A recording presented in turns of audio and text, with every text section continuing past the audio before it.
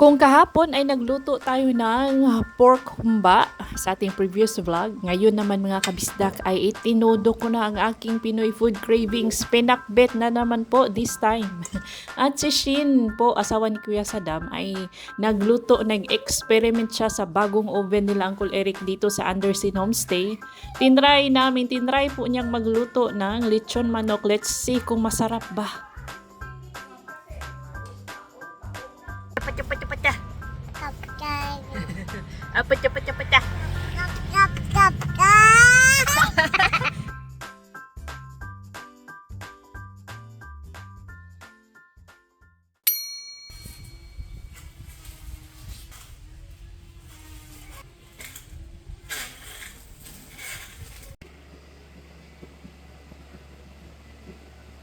Ay, sa wakas, wala na po ang bagyo. Wala nang makulimlim na kalangitan mga kabisdak. Pero itong si Arthur, parang makulimlim siya ngayon. Oh. Seryoso po ang bata sa tuwing nanonood ng ito yung mga gusto niyang palabas mga kabisdak. Trucks and cars, mga car racing. Oh, seryoso si Baby Arthur. Ako naman dito sa kusina ay seryoso na din para sa aking pinakbet. Hinugasan ko na ito ang ating bagoong alamang. And then, inislice ko na po ang ating mga ingredients. Mayroon tayong okra, kalabasa, garlic, shallots. Mayroon tayong ampalaya, ang ating pork humba. Meron pa tayong mga leftover dyan. And din si Mingming, meron din tayong Mingming dito. Unang gagawin, syempre igisa ang mga ricatos. Igisa ang ating garlic and onion.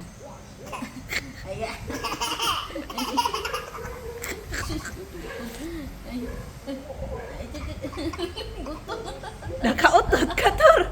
Arshid!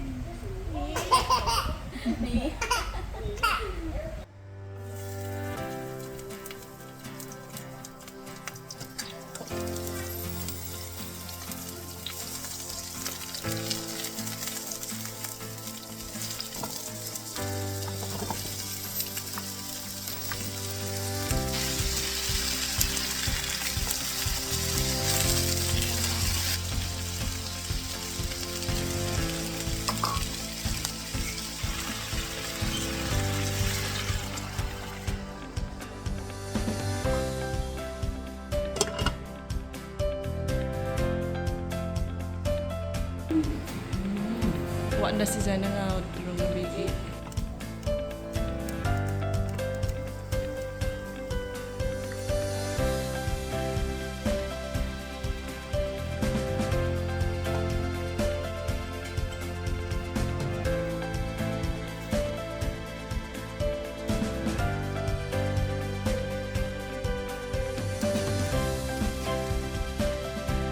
Never pa po ako nakapagluto ng pinakbet sa Korea at first time ko din po itong nagluto ng pinakbet dito sa amin. Tinatansya, ini-imagine ko na lang kung paano siya niluluto guys. No, paki-comment na lang sa tamang proseso sa pagluto nito. Baka gajama-jama, baka nag-ano-ano lang ako dito guys. Baka nag-DIY ako sa aking pinakbet. Pero lasang pinakbet naman siya. Itong si Shin ay nag-marinate na sa ating chicken kasi for the first time gagamitin natin yung bagong oven ni Uncle Eric. Gagawa tayo ng lechon manok.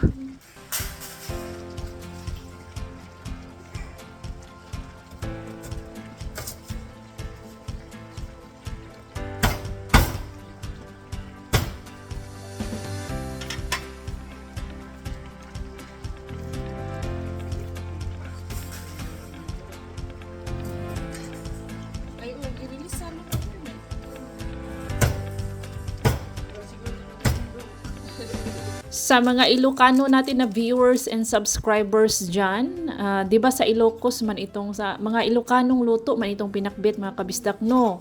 O paki-comment po kung ano ang kulang, tsaka ano yung mali ko dyan sa pagluto ng inyong pinakbet. Feel free to comment down below. Siyempre, huwag kalimutan ang naglagay ako ng black pepper powder at seasoning, yung ating magic sarap, and ano guys, patis, naglagay ako ng patis and konting oyster sauce and then asin. Ayan siya guys. Tansya-tansya lang.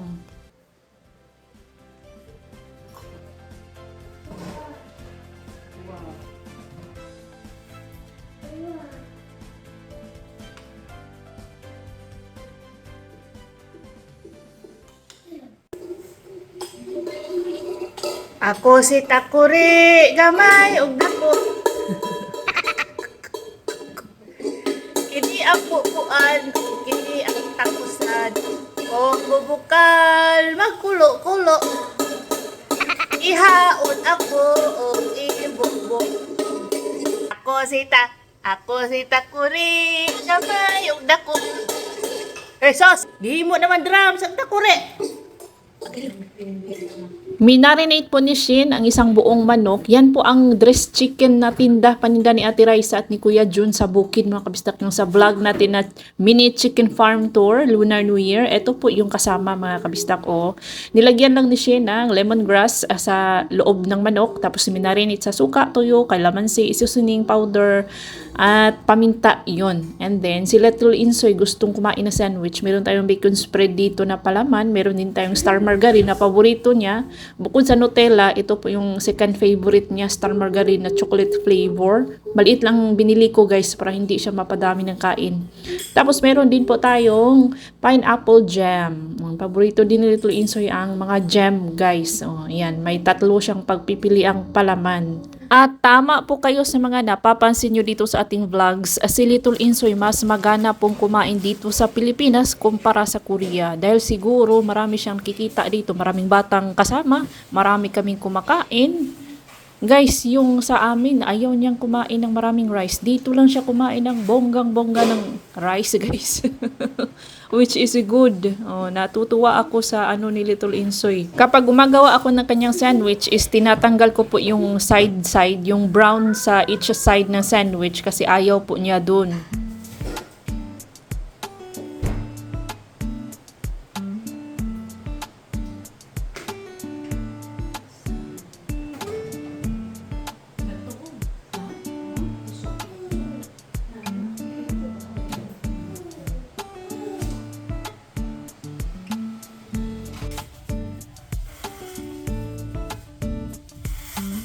Tita G, sa may kasulti ni motor sa biskutso, butterscotch dahil ni. Lami, Tor? Masarap, Tor? Ang Iloilo, kaya di mo dahil na sila kasabot. Bisaya. Tagalog? Halo, Tagalog, uguan. Tor, masarap ang butterscotch, Tor? Masarap na. Yummy. Tsaka na imong naong ba?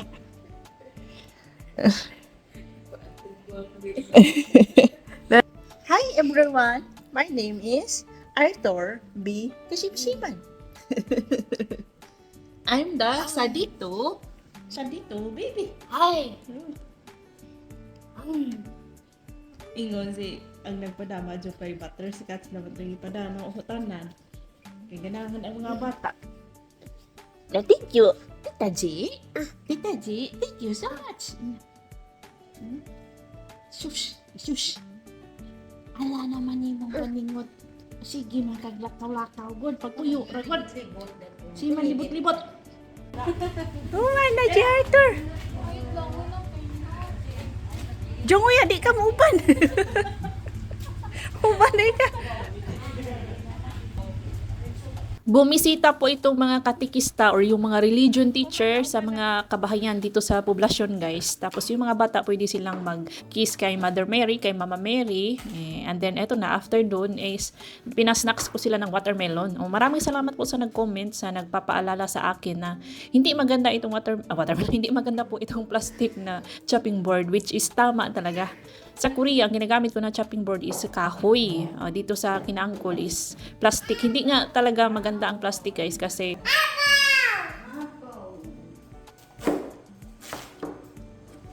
tama po kayo, guys, hindi po maganda ang chopping board na plastic kasi sa katagalan nating paggamit nito, 'di ba, paghiwa-hiwa natin, nasusugatan yung chopping board. Syempre, hindi maiiwasan may mga tiny plastic residue. Basta may mga plastic na nasasama ko, yung mga tiny particles, tama bang term, ng plastic na nasasama sa ating mga hiniwang pagkain, hiniwang prutas, hiniwang gulay, hiniwang karne. So na kakain natin yung plastic. So ang mas mabuti dyan is yung kahoy na chopping board ang ating gamitin kasi organic siya.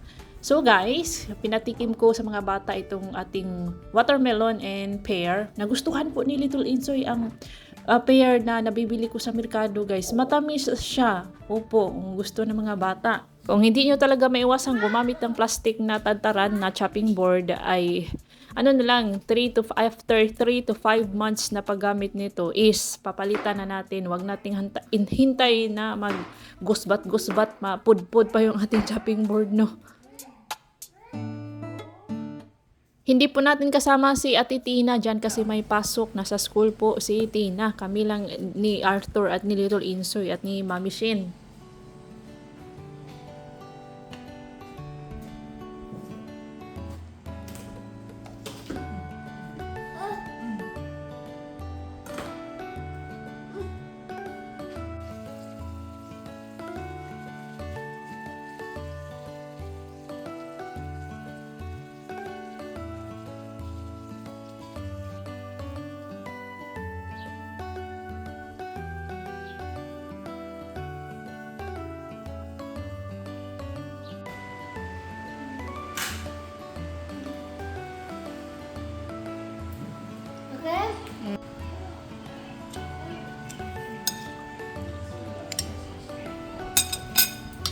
Lami, sasabaw siya na. Lunchtime na mga kabisdak, nakauwi na po ang ating Ate Tina. 11 po ang uwian ng batang yan, galing sa school. 11 po ang kanyang lunch break. So, syempre, tikman natin ang ating nilutong pinakbet. Ito naman is ininit na pork humba. Ayan guys, gustong gusto ko yung banana blossoms talaga.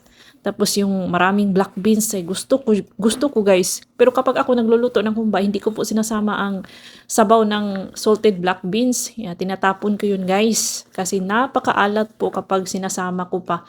And then, syempre ang ating mabango po kapag may bagoong alamang, maraming bagoong alamang ang pinakbet ay mabango. Mas masarap siguro yan kapag may bulaklak ng kalabasa. No?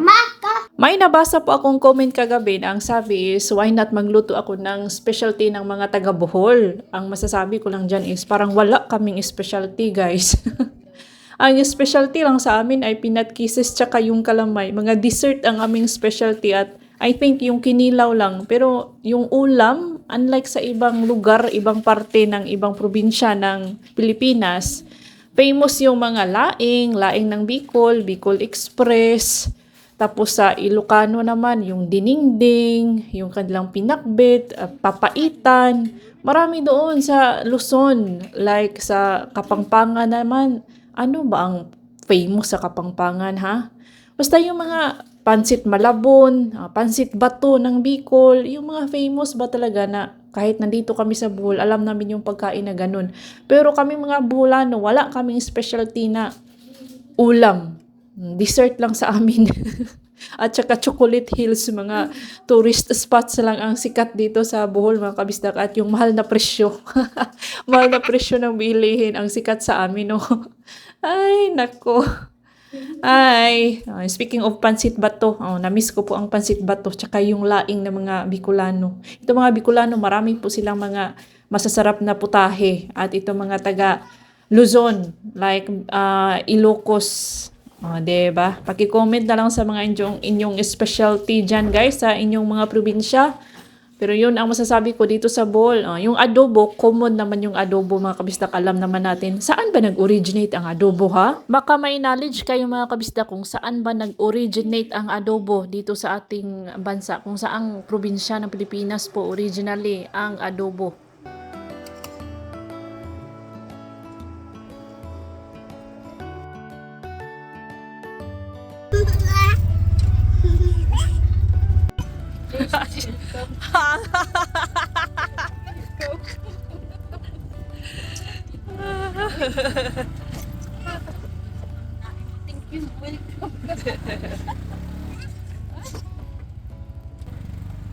After lunch, mga 12:30 ay inahatid na namin si Ate Tina sa school. And then after namin siyang ihatid sa school, pupunta kami sa ibang bayan, sa Gindulman, para magtingin ng isusuot ni Ate Tina, gown niya at mga costume na para ngayong 20 bukas mga kabisdak ang coronation sa school ni Ate Tina kasi kasama siya yung representative ng grade 1. Siya yung kanilang queen. May coronation po bukas, King and Queen of Anda Central Elementary School. So, tingnan natin ang performance ni Ate Tina. Stay tuned mga kabisdak. Please visit my Facebook page, Bisdak in Korea, para ma-like, ma-heart react po natin ang picture ni Ate Tina para makuha po niya ang Social Media Award. Maraming salamat mga kabisdak. Bisdak in Korea po Facebook page, nandoon ang picture ni Ate T. Pacha. Kapkay. Pacha. Pacha.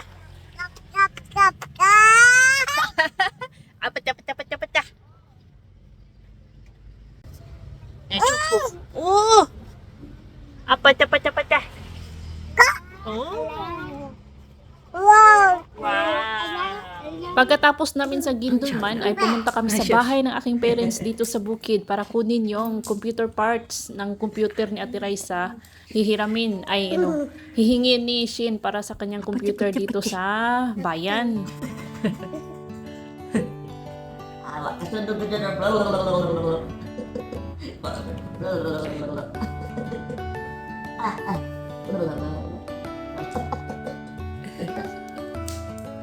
Pacha. Hindi pa nakasundog.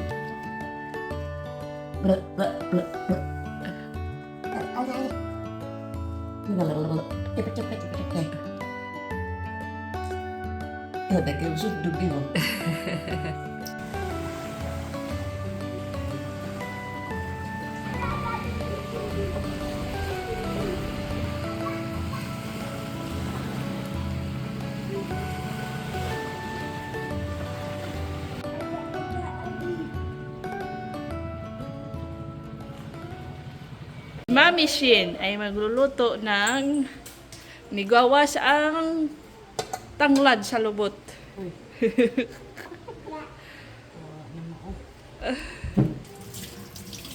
Kabang-kabang. Hindi po ginamit ni Shin yung stick, guys, yung metal stick, 'di ba? Pag roast, niro-roast natin siya, pinapaikot-ikot ba, parang mang-inasal talaga, parang lechon manok talaga. Hindi niya ginamit kasi wala tayong tali, baka maano siya, baka malaglag, baka mabiyak yung legs ng chicken. Kaya ganun na lang, sinay side to side na lang, ginabaliktad na lang ni Shin para pantay yung pagkaluto. Shush. English ka aso pa na.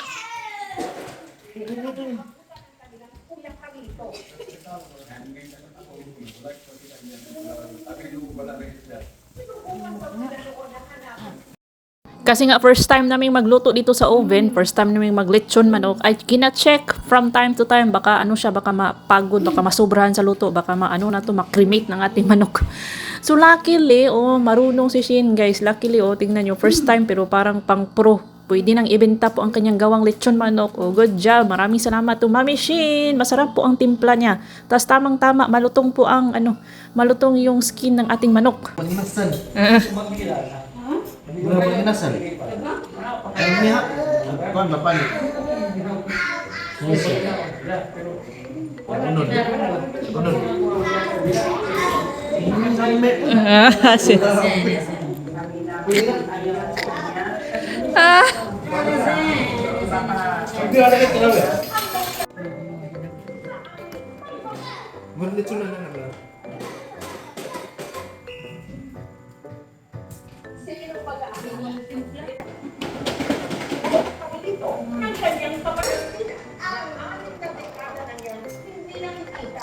Mauman? Tinuod, Shin? Tinuod. Andi? Ako na emang kuan dahil lang ya. Nami.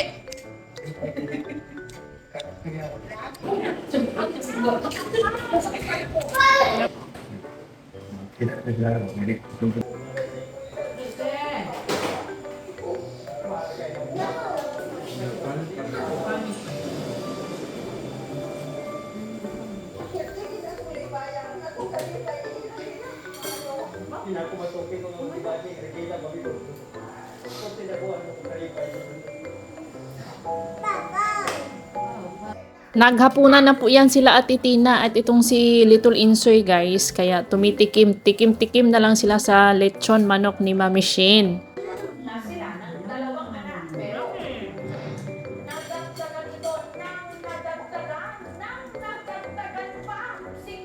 Kasi halos taon-taon Ikaw, Kuya La. Follow. Follow.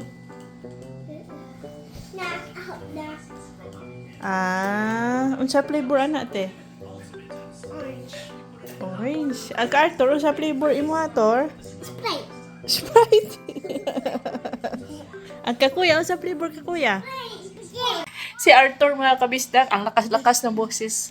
Kanina kumatok. Tata! Tata! Marunong na po siyang kumatok. Okay, pasalubong sila. Galing sila sa nagkuha sa makeup artist ni Tina. Galing sila doon sa may, sentro. Opo. Nandito kami ni Little Insoy. Nagpapahinga. Kakatapos naming mag-dinner, ang sarap po ng, chicken ni Mami Shin. Ang sarap ng lechon manok. Promise. Masarap parang nasa, yung tinitinda na lechon manok, guys ba, di ba? Di ba, ate? Masarap, no? Ali, kaya mo lechon manok. Wow. And that's all for today's video mga kabisdak. If you enjoyed this vlog, please like, comment, share, hype, and subscribe. Ingat lahat, sabi. Ingat lahat. Good job. Arthur, ingat lahat.